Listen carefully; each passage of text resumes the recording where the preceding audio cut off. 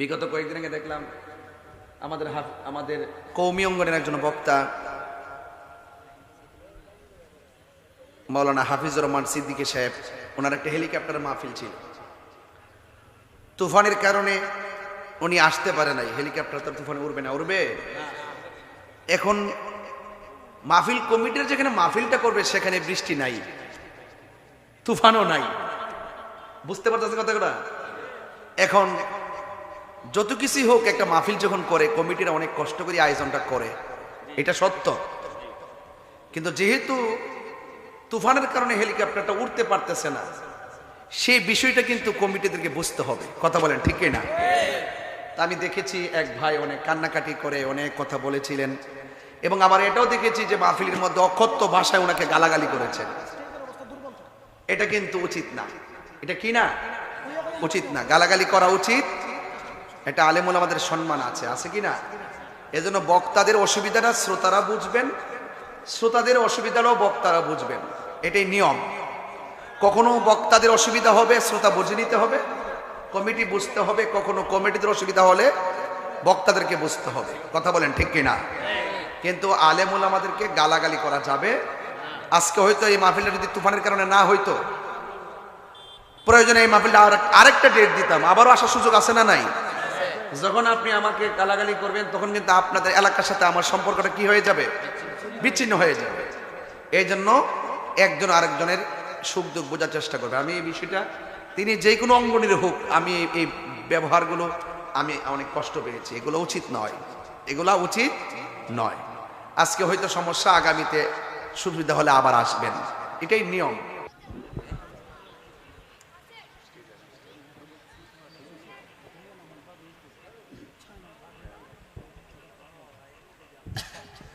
যে আল্লাহ রাব্বুল আলামিন আমাদের সকলকে আজকের মাহফিলের আসার সুযোগ দিয়েছেন, শুকরিয়া দান পড়েন আলহামদুলিল্লাহ। লাখ কোটি দরুদ ও সালাম ওই নবীর নূরানি কদম মোবারককে, যিনি হায়াতুন নবী, নূর নবী, গায়েবের খবর দেনেওয়ালা, হুজুরের পর নূর সাল্লাল্লাহু আলাইহি ওয়াসাল্লামের উম্মত হিসেবে আল্লাহ পাক আমাদের সকলকে কবুল করেছেন। এজন্য শুকরিয়া দান আবারও পড়ি আলহামদুলিল্লাহ।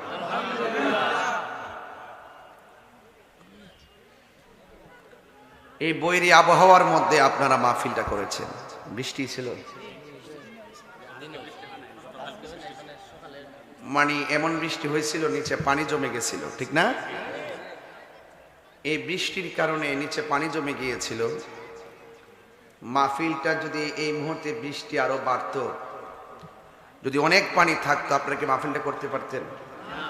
মানে আমার বাড়িতে যদিও বৃষ্টি না থাকে, আপনাদের এখানে যদি বৃষ্টি থাকে, আমাকে যদি না করতেন যে মাহফিলটা হবে না, আমার কি কিছু করার ছিল? আমি বাধ্য হয়ে বাড়িতে বসে থাকতাম। এটা হলো বক্তাদের বাস্তবতা। মাহফিল কমিটির মধ্যে যদি কোনো অসুবিধা হয়, প্রশাসনিক জটিলতা হয়, দুর্যোগপূর্ণ আবহাওয়া হয়, তাহলে আপনারা আমাদেরকে জানিয়ে দিলে আমরা ঘরে বসে থাকি। এখন টোটাল সামগ্রিকভাবে যদি আবহাওয়া খারাপ থাকে, ধরুন আপনার মাহফিলে আমি হেলিকপ্টারে দিনে আসার কথা, হেলিকপ্টার কি তুফানের মধ্যে আকাশে উড়বে? এবং আমি যদি এখান থেকে রংপুর যাওয়ার জন্য শিডিউল থাকে হেলিকপ্টারে, যদি যেখান থেকে হেলিকপ্টারটা উড়বে ওই জায়গায় যদি তুফান থাকে, আমি কি রংপুর যেতে পারবো? ইচ্ছা করলে কি আমাকে ফোন দিলে কি আমি বাস কিংবা প্রাইভেট কার নিয়ে যেতে পারবো? পারবো না। এটা কমিটিদেরকে আবার বুঝতে হবে। আমরা যেমন করে একটা পরিস্থিতি বুঝি, কমিটিদেরকেও সেই পরিস্থিতিটা বুঝতে হবে। এটা হলো শ্রোতা এবং বক্তার আন্ডারস্ট্যান্ডিং। আমার কাছে এই বিষয়গুলো আপনারা সুন্নি যারা আছেন একটু মাথায় রাখবেন। বক্তাদের একান্ত শারীরিক অসুস্থ হতে পারে, পারিবারিক সমস্যা হতে পারে, বৃষ্টি বাদলা, রাস্তাঘাটের প্রতিবন্ধকতা হতে পারে। আমরা যেমন করি কমিটিদেরকে একটু বোঝার চেষ্টা করি, আপনারাও বক্তাদেরকে বোঝার চেষ্টা করবেন। এটাই হলো কমিটমেন্ট। কথা বলেন ঠিক কিনা?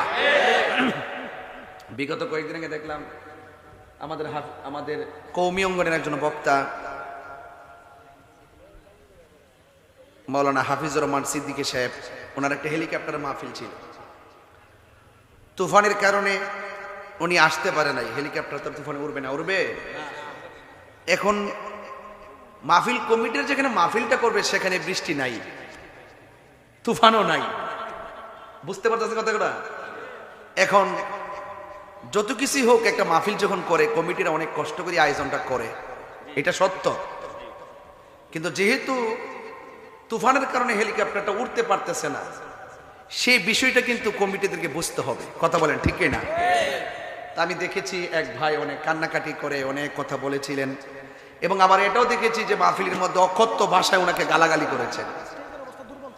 এটা কিন্তু উচিত না। এটা কি না?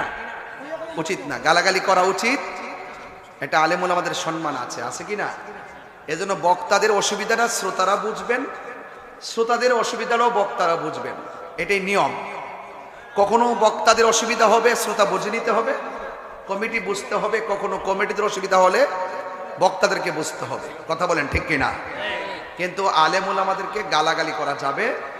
আজকে হয়তো এই মাহফিলটা যদি তুফানের কারণে না হইতো, প্রয়োজনে এই মাহফিলটা আরেকটা ডেট দিতাম, আবারও আসার সুযোগ আছে না নাই?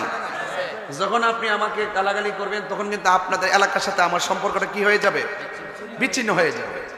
এই জন্য একজন আরেকজনের সুখ দুঃখ বোঝার চেষ্টা করবে। আমি এই বিষয়টা, তিনি যে কোনো অঙ্গনের হোক, আমি এই ব্যবহারগুলো আমি অনেক কষ্ট পেয়েছি। এগুলো উচিত নয়, এগুলা উচিত নয়। আজকে হয়তো সমস্যা, আগামীতে সুবিধা হলে আবার আসবেন, এটাই নিয়ম। তবে আমাকে ইন্তেজামিয়া কমিটির পক্ষ থেকে বিষয় দিয়েছেন কবর এবং হাসর নিয়ে আলোচনা করার জন্য।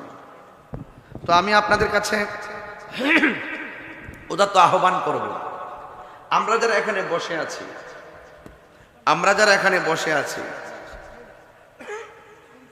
এখানে আমরা যারা বসে আছি, আর কবরস্থান আছে না কোন দিকে? এখানে তো আছে, ও সামনে চা। ওই কবরে যারা শুয়ে আছে, এই মানুষ তো, ওরা তো মানুষ, ওরা মানুষ না?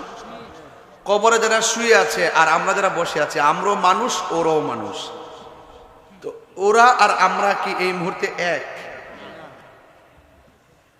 আমার ঘরের টিন দিয়ে যদি পানি পড়ে, একটা ফুটা বন্ধ করার জন্য একটা উপাদান দিব, দিয়া পানি যদি বৃষ্টির পানি না পড়ে বন্ধ করে দিব। এখন কবরে যারা শুয়ে রয়েছে, তাদের কবরের ভিতরে গাতা গোতা দিয়ে পানি ঢুকে কি ঢুকে না? এমন ঢুকে অনেক সময় গলা পানি হয়ে যায়। আমরা কি তাদের কবরের পানি সেচ দিয়ে দেখছি? দেখি নাই। ওরা সুখী কিনা দুঃখে আছে সেটাও আমরা জানি না। ভাইরা আমার, এজন্য আল্লাহ পাক কোরআনের মধ্যে বলছেন, ওয়ামা ইয়াস্তাবিল আহিয়াউ ওয়ালাল আমওয়াত, যারা মৃত আর যারা জিন্দা তারা কখনো এক হতে পারে না।